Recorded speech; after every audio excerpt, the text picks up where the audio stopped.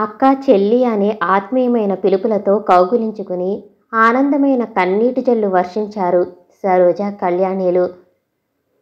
నా ఎడారి జీవితంలో పండు వెన్నెలా ప్రకాశించిన నీ రుణమెలా తీర్చుకోను అక్క, కృతజ్ఞతతో అంది కళ్యాణి. ఇందులో నేను చేసిన ఘనకార్యం లేదు చెల్లి. నువ్వే చొరవ తీసుకుంటే ఇదివరకే నీ మనోవాంఛితం సిద్ధించేది.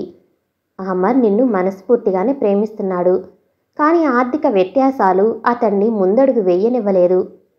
యజమాని ఎదుట నౌకరు హోదా నుండి ఎత్తు ఎదగటానికి జంకాడు. దేవుని లాంటి అమర్ భర్తగా లభించటం నీ పూర్వపుణ్య ఫలమే. ఏ ఫలమైంది కొంతకాలం గడిస్తే గాని తెలియదు. బావగారు వచ్చారా? ఆఫీసులో అర్జెంట్ పనులున్నాయని సెలవు దొరకక నన్నే పంపించారు. నిన్నొక్కదాన్నే రైలెక్కించారంటే నాకు ఆశ్చర్యంగా ఉందక్క.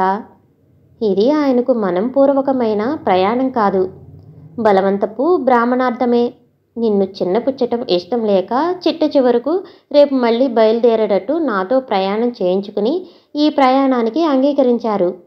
ఇన్నాళ్ళ నుంచి సంసార సౌఖ్యాలు అనుభవిస్తున్నా ఆయనకు కరువు తీరలేదు. ఆఫీసు నుంచి రాగానే నడివేసవిలో దాహం కొన్న బాటసారిలా సరోజ సరో అని పెద్దగా కేకలు పెడతారు. వెంటనే కనిపించి ఎదుర్కోలు ఇవ్వకపోయానో అలకసెయ్య అలక్కరిస్తారు. నన్ను నానా తంటాలు పెట్టి ఆ తర్వాత ప్రసన్నులవుతారు. అలాంటి అనురాగమూర్తి సాహచర్యంతో నీ జన్మ తరించిందక్క. మీలా అన్యోన్యంగా ఐక్యమైన జంట ఈ లోకంలో అరుదుగా ఉంటారు. తన భవిష్యత్తుని గురించి ఊహించుకుంటూ అంది కళ్యాణి.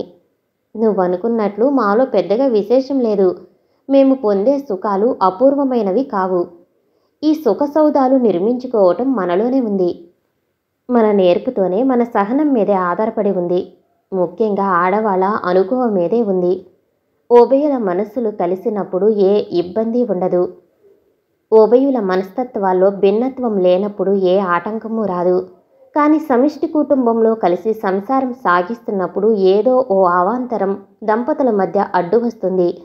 ఇది దేశమంతా నిండి ఉన్న సామాజిక సమస్య. దీన్ని ఎదుర్కోవటంలోనే అర్ధాంగికి సహనం కావాలి. వివాహం కాగానే గర్భధారణ జరిగే ఈ కాలంలో భర్త అనుమతి లేందే పిల్లల్ని కనకూడదు. ఈ విషయంలో స్త్రీలు ఏమర్చి ఉండకూడదు. పట్టుదలలు పట్టింపులు పట్టుకుని ఊగులాడుతూ దంపతుల మధ్యలో చర్చలు పెట్టుకోరాదు. తన సర్వస్వాన్ని భర్తకు సమర్పించుకున్నప్పుడు స్వల్ప విషయాల్లో భర్తతో విభేదాలు రానియటం స్త్రీకి శ్రేయస్కరం కాదు. నేను మనిషిని కాదా? నాకు ఆత్మాభిమానం లేదా? తల్లిదండ్రులను త్యాగం చేసి వచ్చిన నేను శ్రీవారి చిరాకు గిరాకుల్ని ఎందుకు భరించాలి అనే ప్రశ్నలు సమంజసమైనవైనప్పటికీ ఆ ధోరణితోనే దంపతుల్లో విభేదాలు రెచ్చగొట్టే విధంగా ప్రవర్తించకూడదు. ప్రత్యేక లక్షణాలతో స్త్రీ సృష్టి జరిగింది. బృహత్తర బాధ్యతలతో జన్మించింది స్త్రీ. వాటిని ఏ వాదంతోనూ తప్పించుకోలేదు స్త్రీ. అతి ప్రధానమైన మాతృస్థానం మన్నలు వదలదు. విచిత్ర చిత్త ప్రవృత్తులు, విభిన్న మనస్తత్వాలు స్త్రీ పురుషుల్లోనూ ఉంటాయి. వాని వల్ల సంఘర్షణకు అవకాశం కలిగించడం వివేకం కాదు. సహృదయంతో సర్దుబాటు ధోరణితో ఏ జటిల సమస్యనైనా అట్టే పరిష్కరించుకోవచ్చు. మా ఇద్దరికీ ఏ వివాదం రాదని నువ్వు భావించవద్దు. ఆత్మాభిమాన రహితమని ఎవరెంత ఆక్షేపించినా నేను మాత్రం నా భర్తను పసివానిలా భావిస్తాను. కావలసింది కనుక్కుని అందిస్తాను. ఆ ఫలితంగా నా జన్మ స్వర్గతుల్యమైంది అని తన అనుభవాలను గృహిణి కాబోయే కళ్యాణికి వివరించింది సరోజ. ప్రణయ పాండిత్యంలో ఎంత భాష్యకారిణివయ్యావక్క. దీనికి ప్రత్యేకించి పాండిత్యం అవసరం లేదు పిచ్చిదానా. పరిస్థితులే మనిషికి అనుభవాన్ని నేర్పుతాయి. ఓ సంవత్సరం తిరిగేసరికి నాకు మించిన ఆరిందవు కావు నువ్వు. అదేమో కానీ అమర్ అందరిలాంటి మనిషిలా నాకు కనిపించడం లేదు. నా పొడ తగిలిందంటే ఆమె దూరం పారిపోతారాయన. ఆ ప్రవృత్తి నా భవిష్యత్తుని ఏం చేస్తుందో అని భయంగా ఉంది నాకు అని తన అనుమానం వ్యక్తపరిచింది కళ్యాణి. అది నీ అనుమానం మాత్రమే చెల్లి. మన దగ్గర నేర్పు ఉంటే అడవిలోనైనా సుందర పర్ణశాల నిర్మించుకోవచ్చు. అమర్ పెరుగుదల గురించి ఆలోచిస్తే నీకు ఆందోళన కలిగేది కాదు. ప్రథమ దర్శనంలో అతని రూపం ఎలా ఉండేదో నువ్వే చెప్పావుగా. కటిక దరిద్ర దశ నుండి కళ్యాణి భర్తగా ఎదగటంలో కొంత ఎగుడు దిగుడు ఉండటం అసహజమేమీ కాదు. కాలం అన్ని వంకలు తీర్చిదిద్దుతుంది. మరి పెళ్లి కొడుకు పక్షంగా ఎవరైనా పెద్దను నిర్ణయించారా? ఎవరూ లేరు. ఎందుకో నేను రానని బెగతీసుకున్నాడు మా మావయ్య. గంగులే కన్న తండ్రిలా కాలొక చోట పెట్టకుండా తిరుగుతూ అన్నీ అమర్చి అమర్బాబును అలంకరిస్తున్నాడు. అమర్కు తల్లి చెల్లెళ్ళు ఉన్నారు కదా, వాళ్ళను పిలిపించలేదా?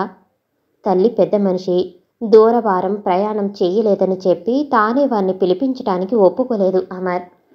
నువ్వు పెళ్లి కూతురుపై మూల కూర్చుంటివి, ఏర్పాట్లన్నీ ఎవరు చేస్తున్నారే?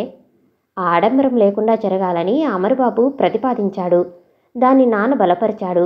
పెద్దల సమక్షంలో పూలమాలలు వేసుకోవటం, పార్టీ ఇవన్నీ మా ఆఫీసు స్టాఫ్ గంగులు చేస్తున్నారు. నాన్న పర్యవేక్షిస్తున్నారు. వద్దన్నా వినకుండా అప్పుడప్పుడు అమర్బాబు కూడా ఆ కార్యక్రమాల్లో పాల్గొంటున్నారు. ఆహుతులు రావటమే, తర్వాత నిశ్చిత సమయానికి నిమిషాల్లో పెళ్లి తతంగం ముగుస్తుంది. మీరిద్దరూ ఇక్కడ కూర్చుంటే పనులెలా అవుతాయి అమ్మాయి గారు? కనీసం వంట చేసే దగ్గరైనా కూర్చోకపోతే వేలుకు పదార్థాలు తయారైనట్లే అని మందలించి ఎలా వచ్చినవాడు అలాగే వేగంగా వెళ్ళిపోయాడు గంగులు. ఎవరే ఈ పని మనిషి, నీ మీద అధికారం చెలాయిస్తున్నాడు? అడిగింది సరోజ. గంగులు ఈనాటివాడు కాడక్క, నా చిన్నతనం నుంచి మా ఇంట్లోనే ఉంటున్నాడు. అతని చేతుల్లోనే నేను పెరిగి పెద్దదాన్నయ్యాను. అతనంటే నాకు నాన్నకు ఎక్కడ లేని గౌరవం. మా మీద అధికారం చెలాయించటమే కాదు, అప్పుడప్పుడు మమ్మల్ని ఆజ్ఞాపిస్తుంటాడు కూడా గంగులు. గంగుల్లాంటి మంచి మనసు గల వాళ్ళ అండ దొరకటం నిజంగా నీ అదృష్టం కళ్యాణి. ఇకలే అటు వంటశాలకేసి వెళదాం, లేకపోతే మళ్ళీ వచ్చి మన మీద అరుస్తాడు గంగులు తాత అంటూ కళ్యాణితో లేచింది సరోజ.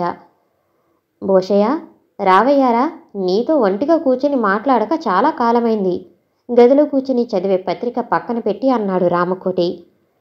మీకేం సీనియర్ ఉద్యోగులు, మీ పనులన్నీ చేయటానికి అసిస్టెంట్లు అంతా సిద్ధంగా ఉంటారు. నాలాంటి వాని మాట వినే దిక్కే ఉండదు. ఈ మాయదారి పెళ్లి ఎందుకొచ్చిందో కానీ నా ఒళ్ళంతా గుల్లయిందంటే నమ్మండి. అందరూ నాకు ఆజ్ఞలు జారీ చేసేవారే. ఆఖరుకు ఆ బంట్రోతుగాడు గంగులు కూడా నాకు పనులు పురమాయిస్తాడు. ఏదో పోగొట్టుకున్న వానిలా అన్నాడు భూషయ్య. గంగులను పరమేశ్వర్ గారి నెత్తికెక్కించుకుంటున్నారు. అది సరే, శుభం పలుకు మా అమ్మ అని అడిగితే నాలానే ఉండమని దీవించిందట నడికారు వితంతు ఒక ఆమె. అట్లా ఉంది నీ ధోరణి. వాళ్ళు హాయిగా పెళ్లి చేసుకుని సుఖించబోతుంటే మధ్యలో నీ అక్కసెందుకు? కావలసింది ఇప్పటికే మీరు కూడబెట్టుకున్నారు కాబట్టి ఓ పక్కన కొంపలంటుకుంటున్నా మీకు ఈగ కుట్టినట్లు లేదు. నిన్నగాక మొన్న బికారిలో వచ్చిన ఆమర్ మన మీద అధికారం చెలాయిస్తుంటే నా ఒళ్ళు మండిపోతున్నది. ఇతనికంటే కళ్యాణే నయమనిపించింది. అమర్ మేనేజర్ అయ్యాక మనందరి పని వక్రించింది. మనందరం అతని కంటికి కనిపించే అవకాశం ఉన్న గదిలోకి ఆఫీసు మార్చుకున్నాడు. నిమిషం గాలి పీల్చకుండా, పక్కవాన్ని పలకరించకుండా ఏర్పాటు చేశాడు. అలాంటి అమర్ ఒక్కసారి ఈ పరిశ్రమకంతటికి సర్వాధికారి అయి కూర్చుంటే నాకెంత బాధగా ఉందో మాటలతో చెప్పలేను. తన అసూయనంతా వెళ్ళకెక్కాడు భూషయ్య. ఆఫీసు కార్యక్రమాన్ని పటిష్టం చేశాడనే అక్కసే కాని అమర్ మంచితనాన్ని గురించి ఆలోచించే విశాలభావం లేదు నీలో. ఈ శుభ సందర్భంగా మనందరికీ 2 నెలల జీతం బోనస్గా ప్రకటించి 4 రోజుల సెలవు మంజూరు చేశారు అమర్. అలాగా? ఆ పనుల ఒత్తిడిలో ఈ వార్త నా దాకా రాలేదులేండి. ఇది నా దృష్టిలో గొప్ప కాదు. అతనికి పట్టిన అదృష్టానికి, కలిసి వచ్చిన కల్మికి 4 నెలల బోనస్ ఇస్తే మాత్రం అతనికి పోయిందేముంది?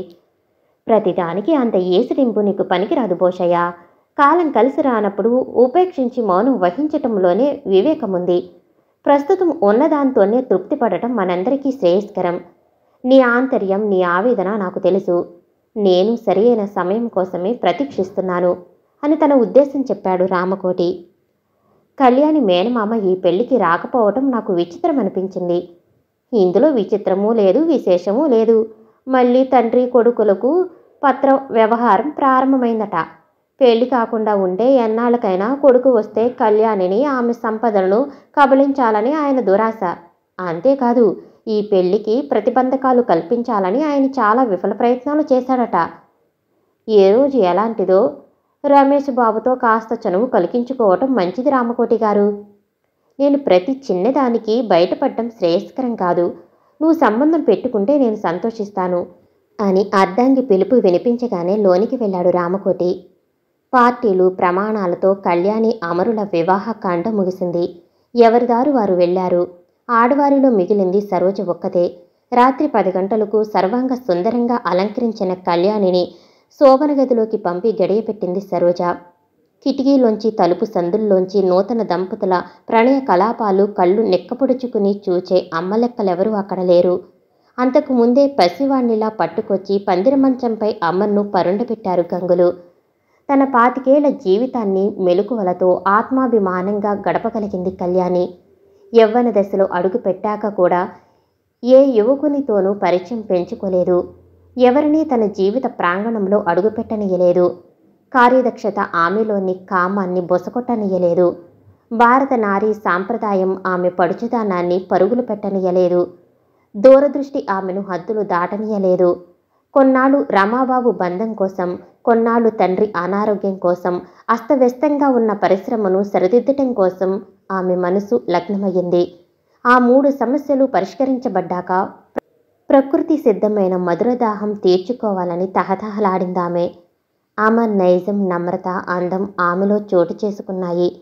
ఒక్కసారి ఆలోచించి పుట్టి పొంగి పొరలే ప్రేమ ప్రవాహం అమరబాబును ముంచెత్తింది. అతని నిగ్రహాన్ని, నీరసాన్ని దూరం చేసింది. కానీ అతనిలో అందరిలా కామ ప్రవృత్తి, కాంక్ష పరుగులు పెట్టలేదు.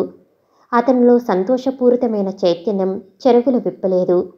పైగా అతను మితభాషి. చరుతోక్తులతో నవ్వుతూ, కవ్విస్తూ, మైమరిపించి ఆకర్షించే వ్యక్తి కాడు.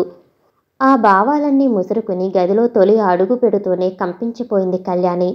పక్కకు తిరిగి నిశ్చింతంగా పత్రిక చదువుకునే భర్తను చూసి భయంతో ఆమె హృదయస్పందన పెరిగింది. అడుగులు తడబడ్డాయి. పాదాల సవ్వడికి ఆమె వైపు దృష్టి తిప్పి, "ఓ మీరా, రండి" అంటూ ఆహ్వానించాడు అమర్. ఆ ఆహ్వానంలో అనురాగం, ఆత్మీయత, ఆకర్షణ ధ్వనించలేదు. అందులో ఏదో మలినం మిళితమైనట్లుంది. అందులో భార్యాభర్తల అనుబంధం ప్రతిబింబించలేదు. ఆ మాత్రం పసిగట్టగలిగిన కళ్యాణి హృదయ కుహరంలో చిచ్చు ప్రజ్వరిల్లింది. ముందుకు కదల్లేక అక్కడే నిశ్చలంగా నుంచుంది ఆమె. వెంటనే పరిస్థితి విషమించిందని, తన ప్రవర్తనలో ఉన్న లోపమే ఆమెనలా చైతన్యరహితురాల్ని చేసిందని గ్రహించి అమర్, "రా కళ్యాణి, ఎందుకలా దూరంగా ఉంటావు? అలవాటు ప్రకారం దొర్లైన నా సంబోధనకు నన్ను మన్నించు. ఆరంభంలో నాపై అలగటం నీకు ఉచితం కాదు. నీ మనసారా కోరుకున్న వరుణ్ణి ఆలస్యం చేసి నన్ను ఆరాట పెట్టకు." తెచ్చిపెట్టుకున్న చిరునవ్వుతో చేతులు చాపాడు అమర్. అప్పటికీ ఆమె గుండెలో కూర్చున్న అనుమానాగ్నులు చల్లారలేదు. ఆమెలోని పరుగులు పెట్టే ప్రణయానందం పునం ప్రతిష్ఠితం కాలేదు. తన అభ్యర్థన నిరాకరించినందుకు నిరసనగా లేచి పెడముఖం పెట్టాడు అమర్. అది చూశాక అక్కడ ఉండబుద్ధి కాలేదు కళ్యాణికి. కానీ అక్క సరోజ చేసిన హితోపదేశం ఆమెలో వివేకాన్ని, కర్తవ్య పరాయణతను, గృహిణీ ధర్మాన్ని కలిగించాయి. ఆవేశం తగ్గింది. అనురాగం నిండింది. ఇద్దరి మధ్యలో ఉన్న అంతస్తుల ఆఘాతాలను పోడ్చాలనుకుంది ఆమె. దగ్గరకు వెళ్ళింది. లాలించింది. రమ్మని పిలిచింది. ఆమె పిలుపు కమ్మని మధువు చిలికించింది.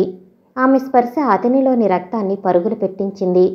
చెయ్యి పట్టుకుని అతని శయ్యకు చేర్చింది. పాలు తాగించపోయింది. "ముందు నువ్వు సగం తాగమన్నాడు.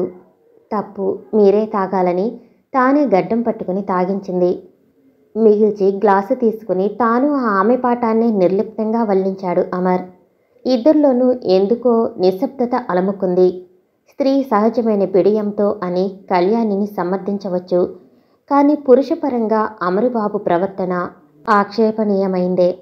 ఆమె స్పర్శ మాత్రంతోనైనా అతనిలో చురుకు కలక్కపోవటం అనుమానాస్పదమని చెప్పక తప్పదు. "అమర్, మాట్లాడరా?" "మాటలు మాత్రం నా వల్ల కావు కళ్యాణి," నేలచూపులతో అన్నాడు అమర్. "ఇప్పటికీ మీ నోటి ముత్యాలు రాలాయి. ఆలస్యంగానైనా మీ నోటి నుంచి ఆణిముత్యాలు రాలాయి. అదృష్టవంతురాల్ని. నేటికి నా నోములు ఫలించాయి. నా తనువు తరించింది.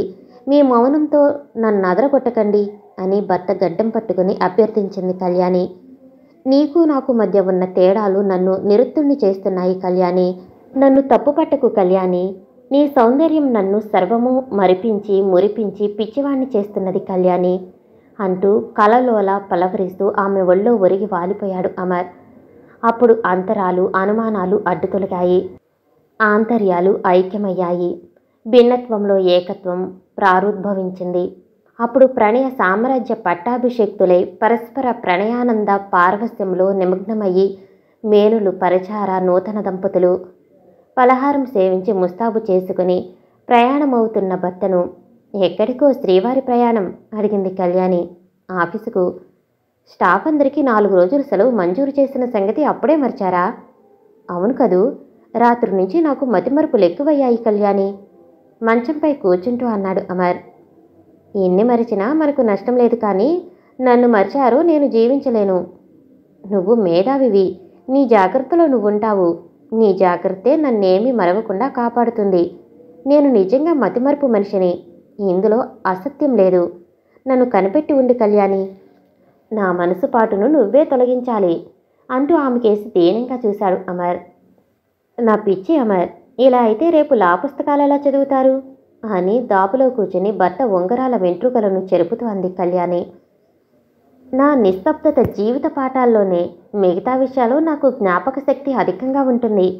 ఒక్కసారి చదివితే ఆ పాఠాన్ని జీవితమంతా జ్ఞాపకం ఉంచుకుంటాను. వ్యక్తి ప్రయోజకత్వం బాహ్య వ్యవహారాల్లో ప్రయోగించినంత మాత్రాన్ని సంతృప్తి, సంతోషం కలుగుతుందంటారా? అదే మానవునికి పరమార్థమని మీ అభిప్రాయమా? అయితే దంపతుల కలయిక వ్యర్థమనేనా మీరు అనుకునేది? సూటి అయిన ప్రశ్నలతో ముంచెత్తిచ్చింది కళ్యాణి. వాటికి సరైన సమాధానాలు అమర్ యొక్క మానసిక నిఘంటువులో లేవు. తన వాళ్ళందరినీ వదిలి ఆర్థిక బానిసత్వం వల్ల పరిస్థితులు తోసుకువచ్చి విడదీయరాని ఆ అనుబంధపు చిక్కుల్లో చిక్కుకున్నాడు. నిలవతీసి అడిగానని నా మీద కోపం వచ్చిందా దొరవారికి? తప్పైతే మీ కసి తీరా నన్ను దండించండి, కానీ నాకు దూరం కావద్దు. మిమ్మల్ని ఎప్పుడూ ఇలాంటి ప్రశ్నలతో వేధించను అని అతని ఒళ్ళో తలదాచుకుంది కళ్యాణి. నిన్ను దండించే శక్తి నాలో లేదు కళ్యాణి.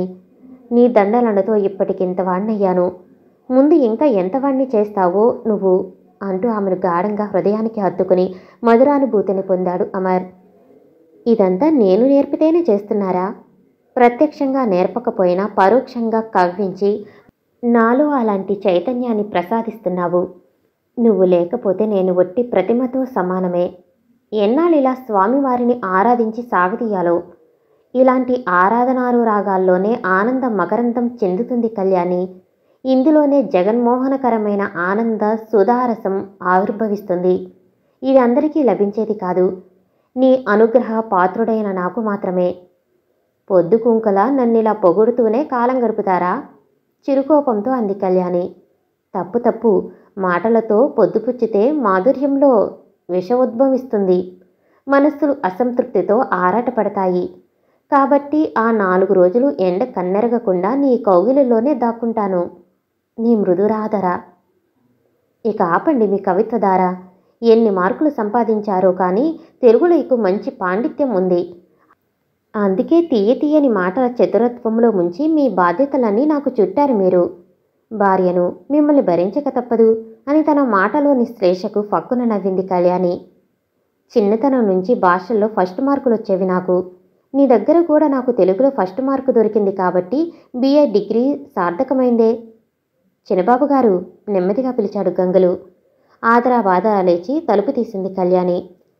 సరోజమ్మ గారు బయలుదేరారు. మీ ఇద్దరి దగ్గర వేడుకోలు తీసుకోవటానికి వేగిర పెడుతున్నారు. రండి వెళదాం. మీ అన్న వేణుబాబు మీలాంటి వారు కాదు. ఆలస్యమై అనుకున్న వాయిదా ప్రకారం అక్క కనిపించకపోతే కారాలు మిరియాలు నూరి అలకసెయ్య ఎక్కుతారు అని భర్తతో సరోజ గదికి వెళ్ళింది కళ్యాణి. నమస్కారం వదిన గారు అన్నాడు చేతులెత్తి అమర్. నాకెందుకయ్యా నమస్కారం?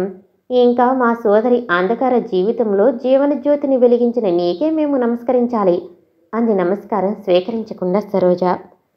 ఒక్కసారి గొప్పవాణ్ణి చేసి నన్ను చెట్టెక్కించేస్తున్నారు మీరు వదిన గారు.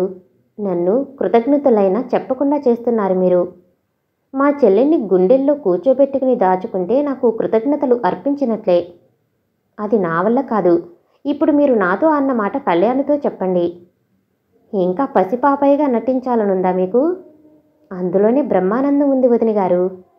ఆయన భాష్యం ప్రారంభిస్తే ఇప్పుడు తరగదు, కానీ త్వరగా బయలుదేరు అక్క. అక్కడ బావగారు చిరాకుతో ఎన్ని చిందులు తొక్కుతున్నాడో కిష్కిందా నివాసిలాగా. అది నిజమే అంది చెల్లెలికి వత్తాసుగా సరోజ. మా అన్నగారిని కోతిగా జమకట్టారుగా మీ అక్క చెల్లెళ్ళు కలిసి. ఇప్పుడే ఉన్నవి లేనివి కల్పించి నేను ఉత్తరం రాశాను, ఇంట్లో అడుగు పెట్టగానే వదిన గారి చెవులు చేటలు చేస్తాడాయన. రాయి మరిది, రాసి నీ ఉపలాటం తీర్చుకో. అక్కడ మీ అన్నగారికి వడ్డీ అసలు ఫాయిదాలు నేను చెల్లిస్తాను. నేను వెళ్తున్నాను. నా చెల్లిని ఎలా చూసుకుంటావో. ఆమె కంటి వెంట నీరు కమ్మిందో మీ అన్న చెవులేమో కానీ నీ చెవులు మెలివేయాల్సి వస్తుంటుంది. నేను వస్తా మరి, ఇద్దరూ కలిసి ఢిల్లీ ఓసారి టూర్ చేయండి అని కారులో కూర్చుంది సరోజ.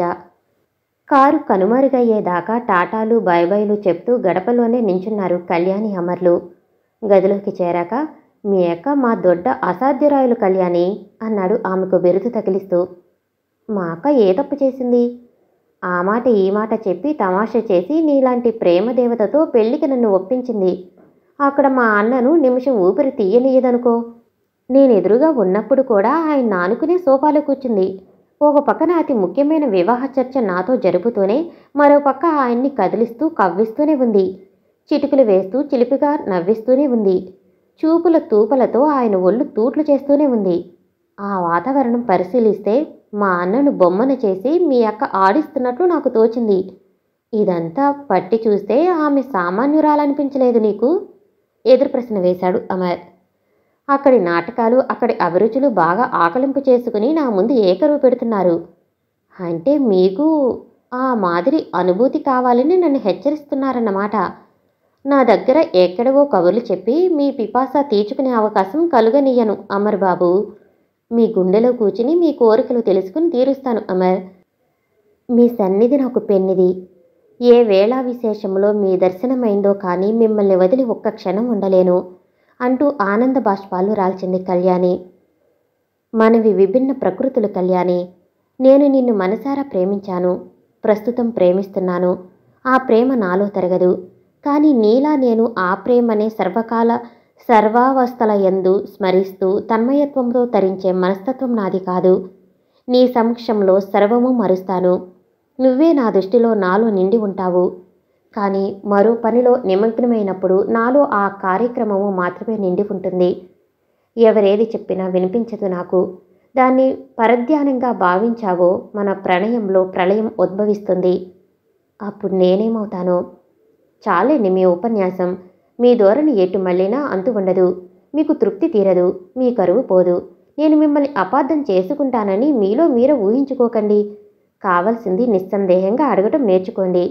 నాకు కావలసింది మీ నుంచి అడుగుతాను. మీ పరధ్యానాలు, మీ భయం నాకు అర్థమైంది.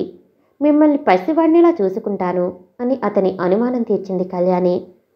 అయితే పసివాణ్ణి ఇలానేనా పెంచేది? ఉయ్యాల వేసి జోలపాడుతూ ఊపాలి. ఒళ్ళో వేసుకుని పైన పైట చెరుగు కప్పి మీకేమీ తెలీదేమో అనుకున్నాను. కదిలిస్తే అనుభవజ్ఞునిలా పాఠాలన్నీ చదువుతున్నారే. నేను మీ కోరికలు ఎందుకు కాదంటాను? మిమ్మల్ని మురిపించి నేను మురిస్తాను. మిమ్మల్ని బుజ్జాబ్బాయిలానే కాదు, పురిటి పాపలా సాకుతాను అంటూ పరుగుతో వచ్చి అమర్ ఒళ్ళో వాలి అయాచిత తన్మయానందాన్ని అందించింది కళ్యాణి.